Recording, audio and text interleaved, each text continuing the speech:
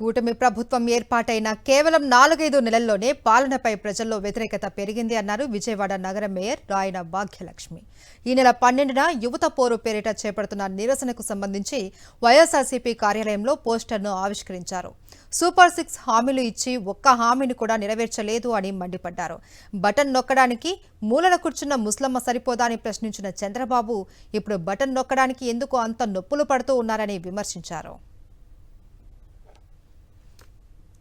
Fee reimbursement మీద 12వ తారీఖున పోరుబాట అన్నది నిర్వహించడం జరుగుతుంది.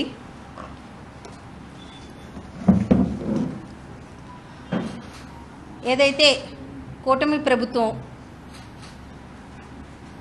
సూపర్ 6 అని హామీలు ఇవ్వటం జరిగింది, ఏ ఒక్క హామీని ఈరోజు అమలుపరచట్లేదన్న విషయం మీడియా మిత్రులకు కానీ అలాగే ప్రజలకు కానీ పూర్తిగా ఈ 8-9 నెలల్లో అవగాహన అనేది పూర్తిగా రావటం జరిగింది.